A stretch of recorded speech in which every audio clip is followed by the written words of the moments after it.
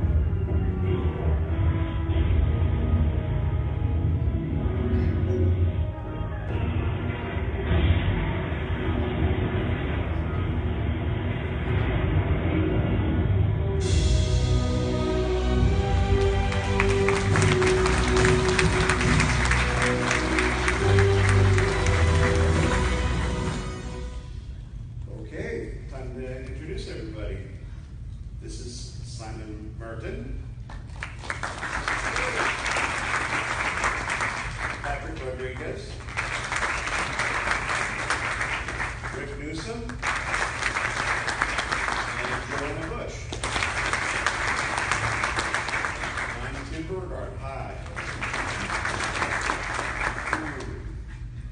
Less interested. All right.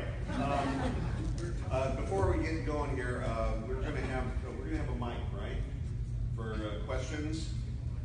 No. All right. You're gonna have to get over your laryngitis, and the last 15 minutes. If you have any questions, you can speak up for the room. Please step up, we're right here for you guys to got any burning little questions we're not going to answer or we haven't answered in the previous thing. So I usually like to get started by asking everybody how they got started in this business, because that's usually the first thing one of you would ask them if you met them at a party. So Simon, how did you get started? Well, that's sort of the day of life. I was born into a family of production designers and art directors. My father, Peter Merton, Walter Merton. So I grew up in the film world and running around the set at 10 years old of the interior of the volcano from you only lived twice. So I had a pretty amazing playground. So, and here I am, still playing in the sandbox. That's how I started. Oh, okay. Patrick? That sounds awesome. Thanks. So I guess I'm a bit more of a scrapper. I grew up in San Jose, California, where I didn't know how to get over to Hollywood. So I started after a kind of a misfire going into graphic design. I went to Yeoman and learned a little bit about visual effects and worked at a lot of different places. Started doing previs because it was sold to me as 3D storyboards, and that sounded closest to what I wanted to do. After college, actually, I had a portfolio for comic books. I thought that's maybe what I wanted to do, and then I got into Hollywood doing previs because it was kind of an open door for anybody who knew a little bit about previs, and so I kind of got in there and got a bunch of credits, and then worked my way out of previs, went and worked at places like South Park and things like that, and just a little bit of this, a little bit of that, and ultimately got a call on Cowboys and Aliens from the UPN, and it just was like, we need somebody to animate some storyboards, and that's what actually got me into the second, got me into the union, so that was really exciting. And since I was a jack of all trades, it was a perfect fit, and then just been doing a lot of different things since, a little previs, storyboarding, concept art, all kinds of different things, so it's a lot of fun. Hey, Rick. This one? I started in storyboard. Well, I found out about storyboards thanks to San Diego Comic Con, actually. Many people that have been coming in for a while know Jim Steranko. And Jim published in his magazine Media Scene some storyboards for Star Wars about 2 years before the movie even came out. And once I saw that you could do drawings that kind of looked like comics for the movies, I was really, really interested in doing that. So it's pretty much the career that I chose for myself when I was about 16, really. So I just kept drawing, putting my drawings in front of people that I thought might direct me towards becoming a professional illustrator. Started doing music videos, commercials, and eventually film. Having a rep was really important to get my samples, my drawings out in the world. And now it's been 27 years that I've been doing this. Yeah, not bad so far. All right, Joanne. Yeah, I grew up in Maryland, and I kind of wanted to be an archaeologist for a while, and then I realized it was because I loved Indiana Jones. So I decided, to go to film school, and that's when I started to realize, oh, you can collaborate with other people and problem solve with other people in a creative way, and do something all together as opposed to just doing art on your own. And when I came out to LA, I was really struggling to find a way in, and I did a lot of independent films, and then I thought, well, I'm not making any money this way, so I should at least not make money in an office. So I went to intern, and I thought I should go somewhere that I really liked the type of filmmaking. And I think sometimes when you shift your focus, the universe kind of answers you. So I was watching Entertainment Tonight one night, and George Clooney was walking around his new office, and he had just started up a production company with Steven Soderbergh, and I thought, oh, I want to intern there. They look like they're making films. They wanted to work with young filmmakers. They wanted to be involved in poster design, so I went and interned there, and then about a month into my internship, we started crewing up for Ocean's 11, and I got on as an art department PA, and that project basically is the gift that keeps on giving, because every person I worked for, the Hunger Games, that designer was the designer I worked for my first job as a PA, and just been continuing to meet new people and explore new Okay. films. Well, I wanted to be a comic book, artist, and living here on the West Coast, somehow I ended up. It was easier to be in animation and film than it was to break into comics. That's kind of bass backwards, but I did a little bit of comic work that led to working at Hanna-Barbera and other animation studios, and eventually I got into film, and I got into the union on Stargate. So then after that, they bring you honey and soft beds with. Never mind, I'm giving away too much. But eventually, got to work on film. That's the job that just keeps coming back, as there's so many uses for storyboarding, and including live action sometimes. And when I mean live action, I mean actual stunt shows where you watch people being thrown around. Anybody remember Marvel Universe for a brief second? Okay. Well, hey, I got paid. I'm good. Well, let's go back to bring up something fun. Like, what would be your favorite project? So far. Like, Simon, what did you have the most fun working on? The one I get paid on.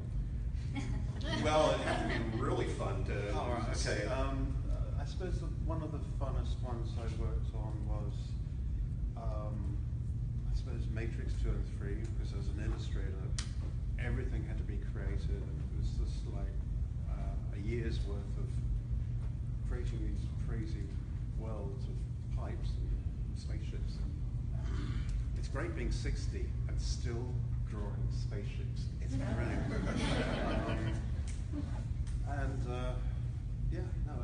That's I think my first production design gig, which was Space Truckers. I don't know if anyone ever saw that one. Space Truckers. Hey, I worked on that. I resent that. Come on. There you go. Stuart Gordon. I worked with him on Space Truckers. We did. Yeah. Everybody did everything. Everybody took a crack at everything. And like Ron Cobb and Bernie Wrightson did stuff. Bernie Wrightson famously did these square pigs That was his Oh, yeah. big You thing. can pack more pigs into a container. Packable pigs. So, anyway, so those are my three. I mean, there's many more, but that's top of my head. Okay, Patrick, how about you?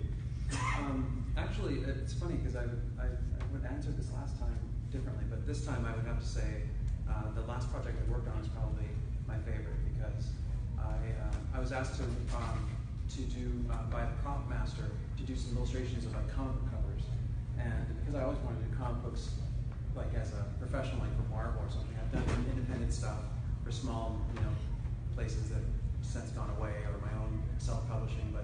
But I got to draw these fake covers essentially that the people in the show. It's called The Best Worst Weekend Ever. It's like a tween show. It's coming out next month on Netflix.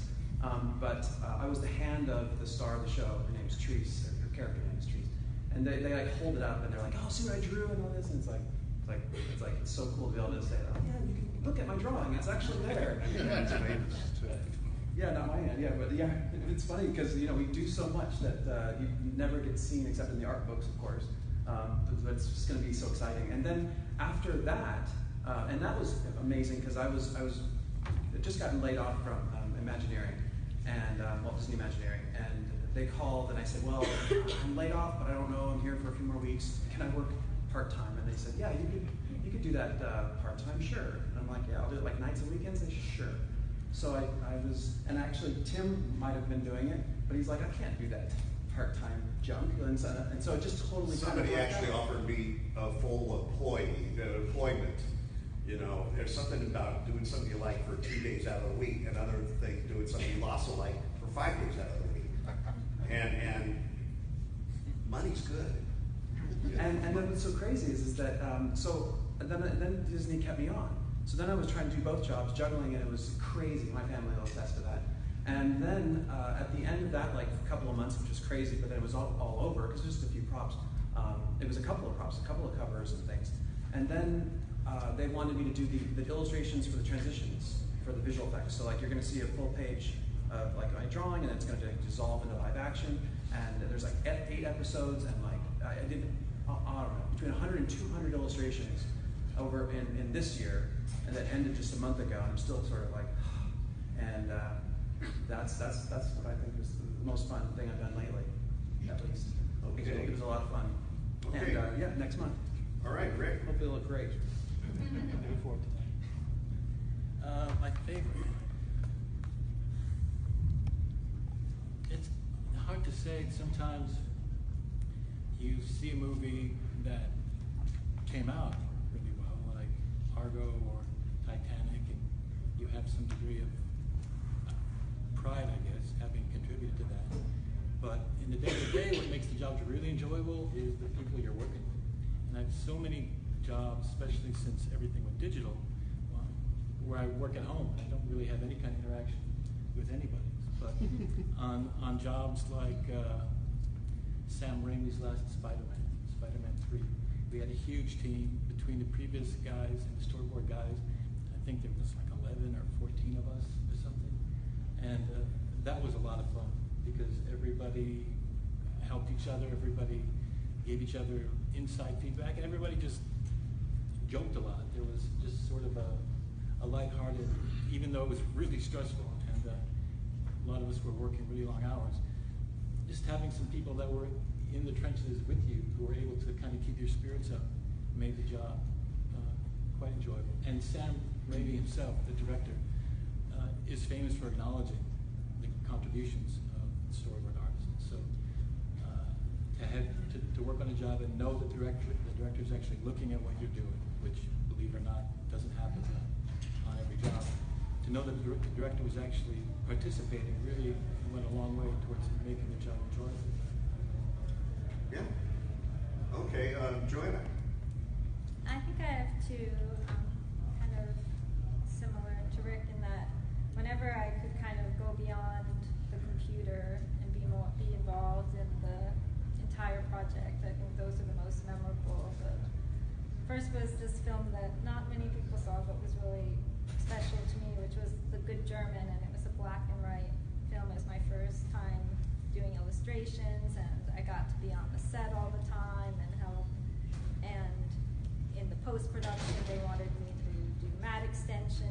get to be part of the beginning, middle, and the end. And then the same with Life of Pi. I started at the very beginning.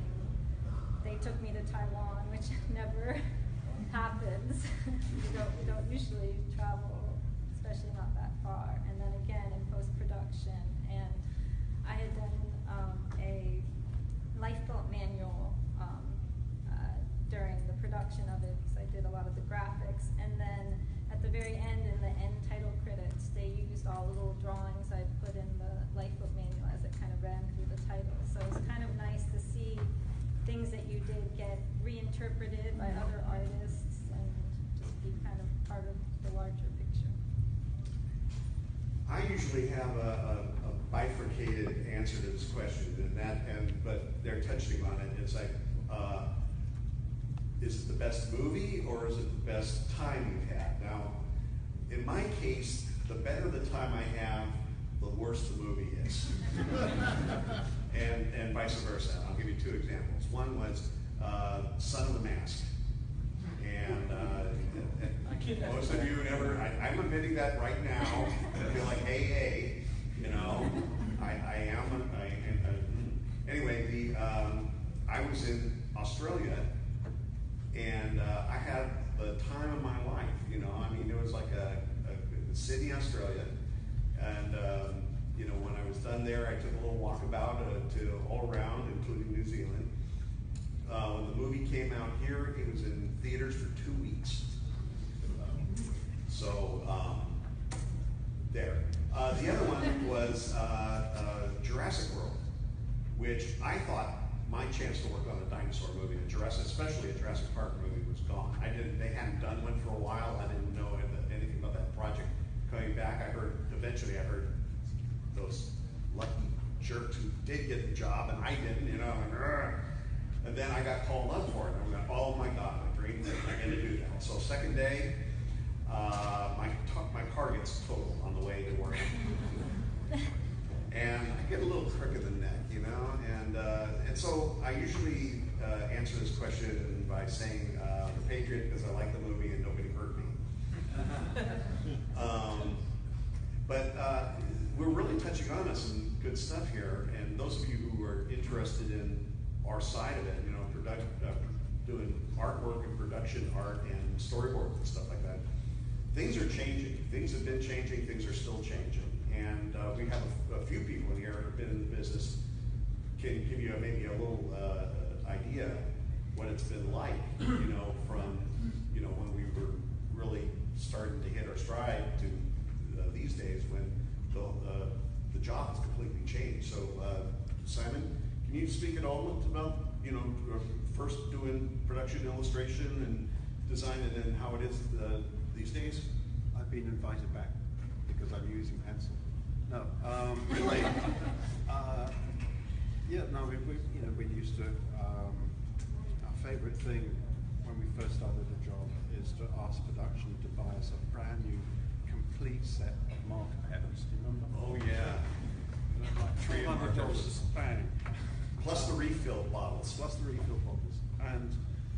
But now everything's digital, and you know, the thing with digital stuff is some amazing stuff being done, previs or modeling and design work. It still takes a long time to get to something that it's, you know, presentable. And sometimes you have to have so many ideas so quickly that the pencil or painting is sometimes the quickest way to get an idea across. Then go on to the digital side of things. You can go back and forth. You know, it depends what the designer or the director would like to see. You know, sometimes they don't understand a drawing and they like to see something move around on screen. You know, different horses. But there's still enough room for all the mediums. That's the best thing. Okay, Patrick, you got a story? What's the question again? I'm asking the digital guy right now. No, you see how things have changed just since you started, the way it is now? I guess since I started 2005, I haven't seen that much change. Along the way, you see people working in pencils, and they have a little scanner where they but it was always sort of like a dark secret where they're like, yeah, just scan it real quick. It's all good. Don't look over here. Yeah, you just use the phone. It's kind of like, don't look here, because because most people are using the Wacom and just drawing straight in and whatnot. So yeah, I guess I don't have too many stories there, except I got on the wave of previs and kind of rode it all the way through, and previs is still one of those things that's seen as a money saving thing, which is it's the evolution of storyboards in a lot of ways. Before there was previs, there was just storyboards, and so you had to use that for everything. And then now I've been on both sides of the fence where you see the storyboard artists going, yeah, we used to be on this for months and months. And I've been on projects like I was doing previs, but I was like A Wrinkle in Time. By the way, Naomi's not coming tomorrow. I just had to throw that out. She has it? Oh, okay. She had a last minute cancellation. But I was on that, and there was a storyboard artist, and there's so many storyboard artists for such a long time, and it was like, wow, that's great. But then other times I'll hear Tim has told me stories of like, yeah, we're only on there for like 2 weeks, and I've seen that happen too. They have a storyboard artist come in, do thumbnails for 2 weeks, and they're like, thank you, and then it's just previs all the way. So it really just depends on. It's kind of like the same answer as how do you make a comic, So it's like, how do you make a comic? Oh, well, you got the Marvel, the DC method, and then you talk to each individual independent creator, and they're like, oh yeah, I do it at the exact size as the comic book. And people are like, what? And then other people who do it like 11 by 17, and it's photo collage. I mean, it's just crazy. So the same in movies. There's just a different answer for everybody who works on different film. It seems like. But I've been able to see my evolution.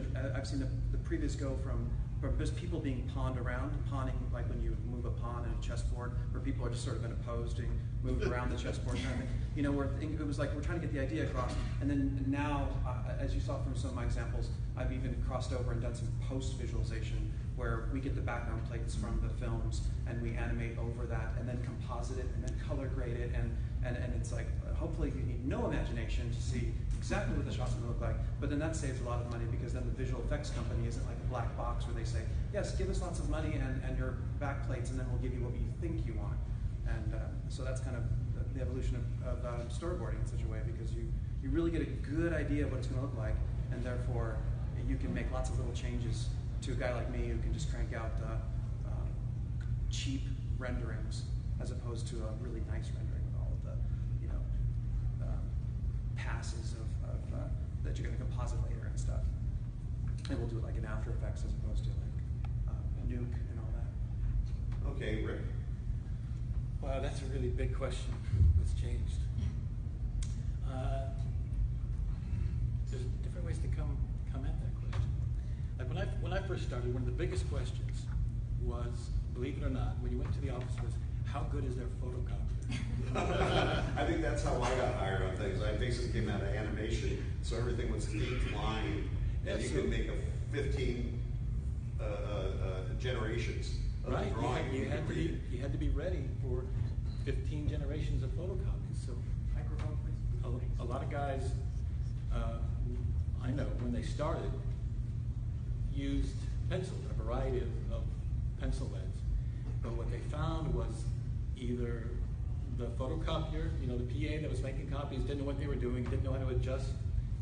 Believe it or not, there's these things called photocopiers. They used to have adjustments. You could make it darker and lighter, but you had to do it all manually. Anyway, people wouldn't really know how to fine-tune the photocopies that were coming out. So the guys who were just beautiful pencil renderers were finding that the work was mush, and once the drawings were distributed to the crew, nobody could really understand what they were even looking at.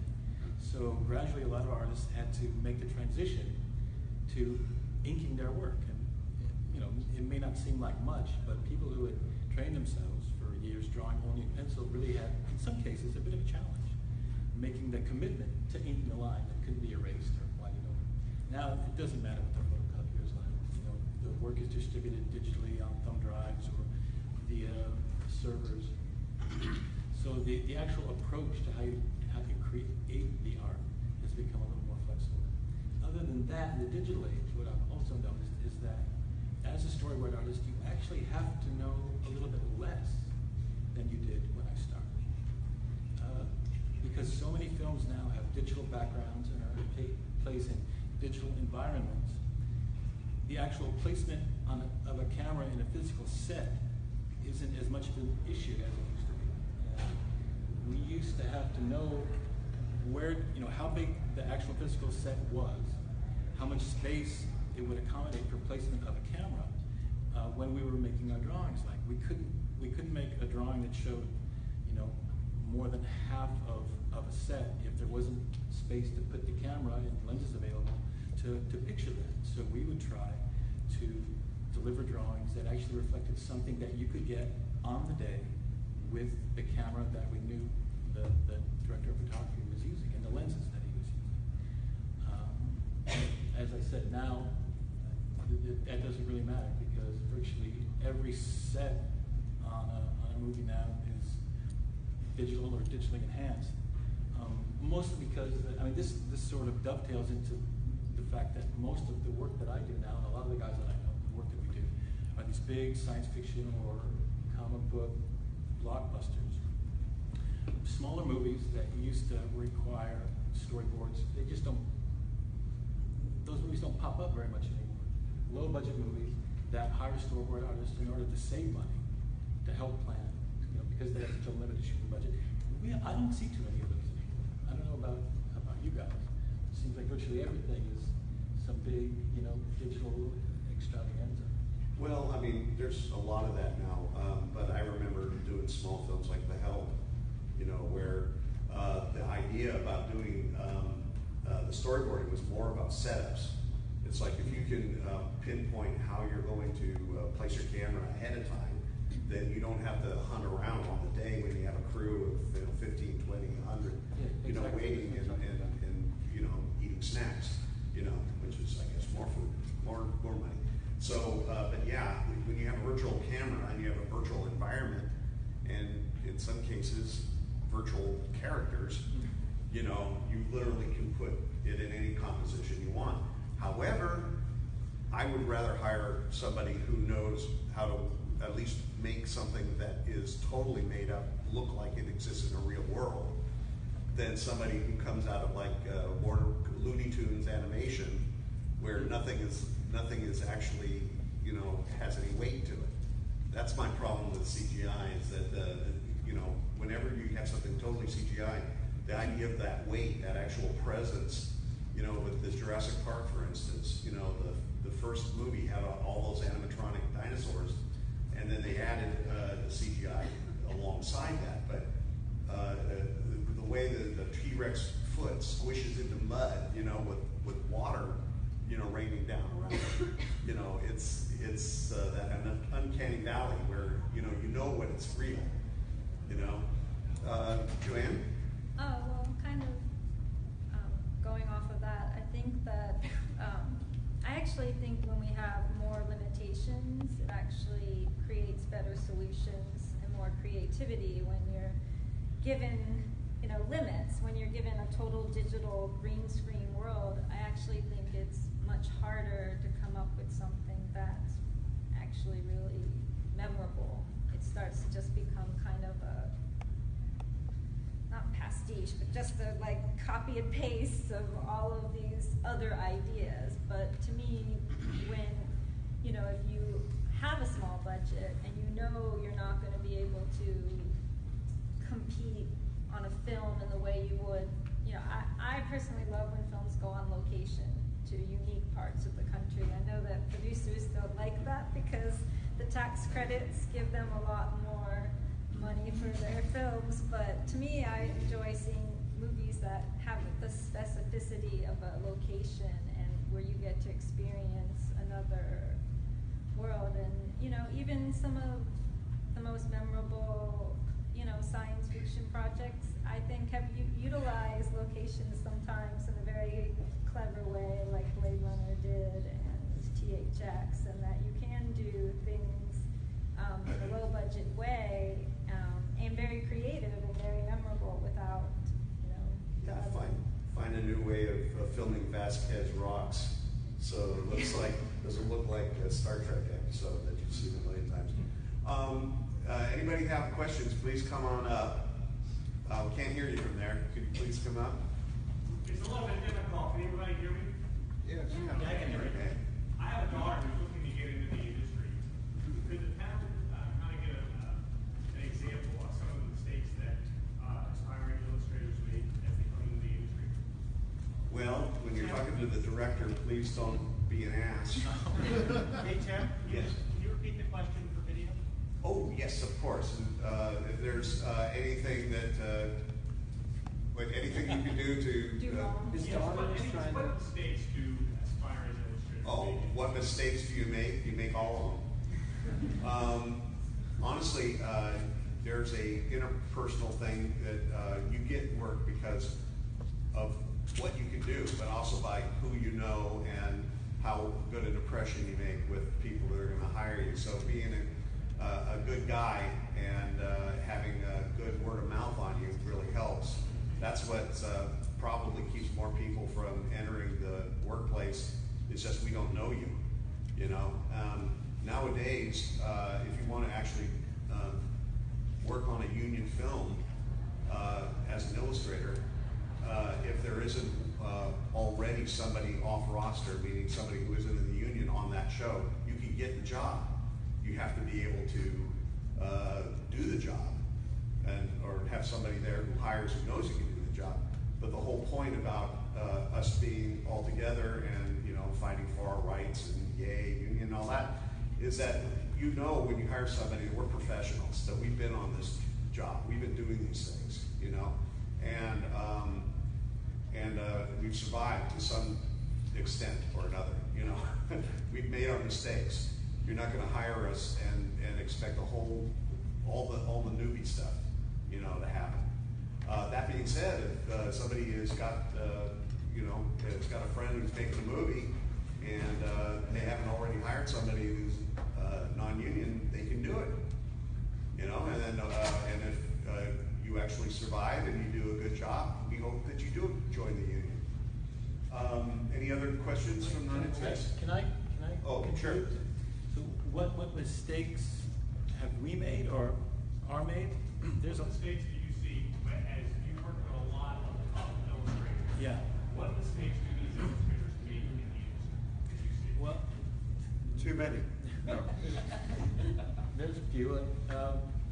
Social skills, believe it or not, is, as Tim has touched upon. I made a big mistake once of just telling a director flat out that as I drew what he asked me to draw, and then I said, and as you see, it doesn't really make any sense. Just flat out. And I thought that we were both, in my mind, was like, okay, we're both trying to make the movie as good as possible. And he kind of looked at me like, what? And I was actually gone off the show maybe a week after that. So, work on your personal skills. In terms of actual approach to what the work is, I've seen beginning or aspiring storyboard artists suffer way too much on the quality of individual drawings as opposed to the overall story flow of the drawings in the storyboard, in the sequence.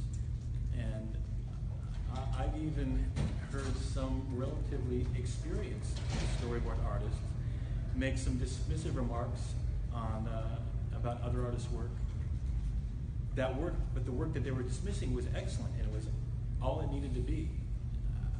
I would say one of the biggest mistakes aspiring artists make is spending too much time on individual drawings, suffering too much over the quality of the single drawing, and not staying focused on the overall storytelling of the sequence. It's hard to remember that as storyboard artists, our work is not the final product. Our work is just a step towards making a movie or a commercial or a video. Also, as a storyboard artist, you're almost an actor and director. You're all rolled into one. You're creating that scene. And a lot of times, you probably even have better knowledge than... you have a better knowledge than even the directors and the people you're working for. But they're hiring you to bring that line in the script, like the famous one, the greatest battle that you've ever seen, and you've got to develop the whole idea, and whatever means it takes to tell the story. That's another thing that I've seen young artists be surprised by. When I started, I guess I was just lucky because the first few directors that I worked with had shot this and they knew what they wanted. So I kind of thought at the beginning that all I'm going to do is make some handsome, readable drawing, based on what the director wants. Well, I was very soon disabused of that illusion. So I would say that an aspiring storyboard artist needs to be prepared to bring their own storytelling skills to the table. They can't just show up with a sharp pencil and say, okay, I'm here, Mr. Director, tell me what you want me to draw. Often the director is going to say, tell me how you see it, and I'll react to what you show me. So, again, I got fired on a coffee commercial for that very reason. I thought the director would actually tell me what he wanted instead of me walking in and having to interpret some nonsense. Yeah. So that happens. So an aspiring storyboard artist needs to draw well enough for their drawings to be clear, but also have storytelling, a sense of storytelling. Not just, the job isn't just drawing, it's thinking. And it's thinking, telling a story visually. And a passion. You have to really like what you're doing. I wanted to just mention that you mentioned trying to get onto a film, but I think what you mentioned, you started in commercials, right? Mm-hmm. And I wanted to say that was some time ago. Mm-hmm. And today, I'm also the treasurer, a thankless job for the Illustrators. But as somebody who has to attend the meetings every month and whatnot, commercials are actually the #1 way to get into the union right now. So if your daughter wanted to work in film, it sounds counterintuitive, but she would probably want to start with, there's like famous frames, I can't think of all the names, but you would want to go to these places. Famous frames. And you would want to go and do commercials because you then get into the union based on working a union commercial, and then you work a certain number of days, and then you're eligible to work in film. So that's probably the #1 way to get in, even though there is like a producer request, starting in commercials, and then I would imagine you learned a lot from commercials that translated over. Well, second by second, it's the most expensive film to make is a commercial. So I didn't want to shut you down. Yeah. So for aspiring screenwriters, there's the WGA library that they can go to. Where is the version of the storyboard library that aspiring storyboard artists or directors that want to see a lot of how it went through the flow? Where's that library to go to see all these amazing illustrations that were done into the form of storyboards? Okay, I'll repeat briefly. Where do illustrators and storyboard artists look? Do we have a library of work of storyboard illustration to draw from? Frankly, I don't think there is one. I know there is an archives for the Art Directors Guild, but I think that's more in terms of reference than, I guess there is artwork too. So That's I a really good suppose, question. I've gone to the academy before, the academy library. You can go and request, especially if there was a production designer that sketched.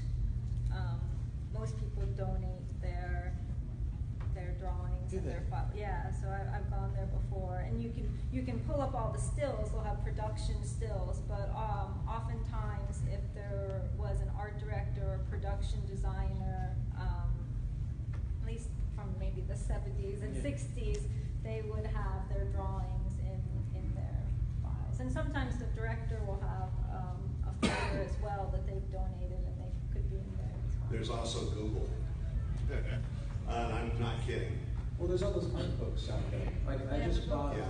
the storyboards of Star Wars. Vintage is in there, and there's like the original Star Wars trilogy and then the second trilogy, and it's full of storyboards. It's storyboards of Star Wars. I don't know if you've seen that, but you can go and buy that at Barnes & Noble or on Amazon. It's a whole like this thick of a book of just storyboards, and I'm sure there's many art books that also have storyboards in them. Right. They're telling us to wrap up, but this doesn't have to necessarily end here because we're going to be sitting down for an autograph session or a jawbone session, or bring your child and we'll sign them, or you can show us, the drawing you did based on your dream or whatever. Over at the sales pavilion at table AA20, and I'd be lying if I told you I knew exactly where that was, but I think it's on this side of the sales pavilion. Or you can just follow us out there like baby ducks following their moms. Okay. But want to thank my guests, or our guests.